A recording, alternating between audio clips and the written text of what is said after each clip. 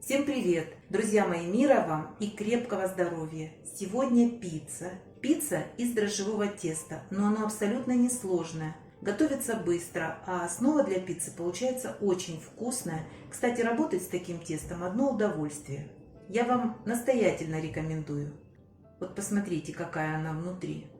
Тонкое тесто, много вкусной начинки, которую выбирайте по своему желанию. Вкусная, ароматная, нежная. Я вас убедила?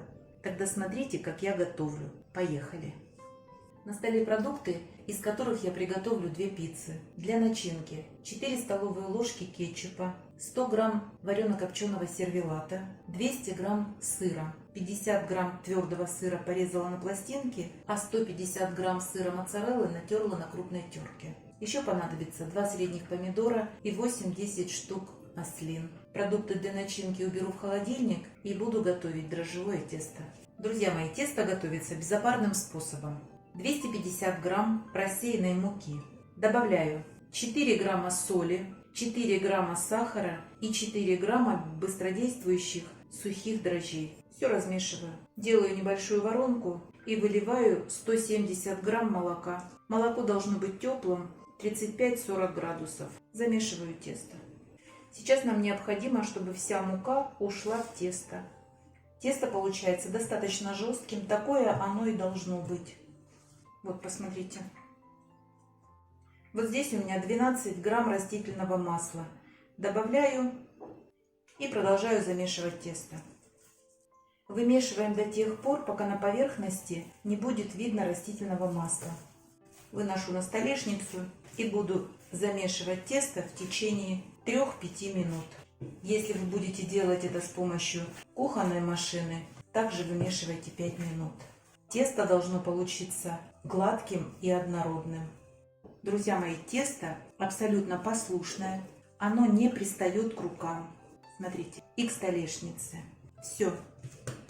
Округляю. Остаток масла выливаю в миску.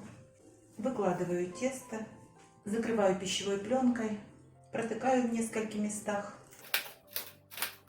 И убираю в теплое место на подъем на 40-60 минут. Тесто готово. Мукой немножко припыляю столешницу и выкладываю. Никогда не бойтесь дрожжевое тесто. Вы занимаетесь своими делами, а тесто ваше подходит. Проще придумать ничего нельзя. Тесто необходимо немного обмять. А дальше делю его на 2 равные части. Одну часть округляю, убираю в сторонку и обязательно прикрываю пакетом, чтобы оно не заветрилось. А с этим кусочком начнем работать. Такое тесто вполне возможно растягивать руками. Из этого количества продуктов вы можете сформировать основание для пиццы диаметром 30 сантиметров. Но у меня форма 26 сантиметров, поэтому я буду делать основание диаметром 26 сантиметров. Обязательно припыляю мукой и потихонечку растягиваю. Тесто очень послушное, нежное, мягкое, просто очень удачное тесто. В это время у меня разогревается духовка до 240 градусов. Пицца выпекается при высоких температурах и печется она где-то 10-12 минут. Если не хотите руками растягивать, возьмите скалочку. Основу для пиццы переношу в форму и аккуратно тесто растягиваю по всей поверхности. Это возможно делать и не в форме. Можно просто готовить на противне, можете сформировать на силиконовом коврике.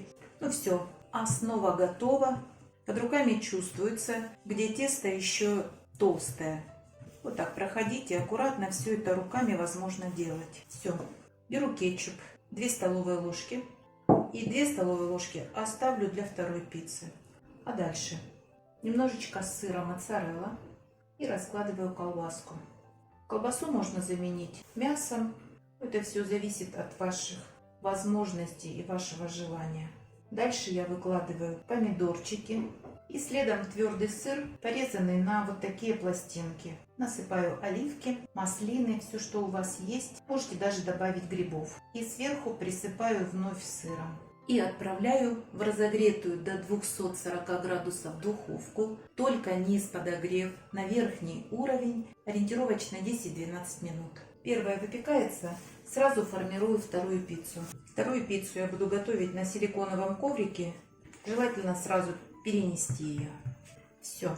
Смазываю кетчупом, немножко сыра на основу, колбасу, помидорки и сыр. Присыпаем оливками и сверху сыром. Первая готова, выпекалась ровно 9 минут. И сейчас вторую отправлю выпекаться. У меня все готово. Обязательно повторите этот рецепт. Сейчас остынет, разрежу и покажу ее во всей красе. А вы, друзья, не забывайте подписываться на наш с Петровичем канал. Пока-пока!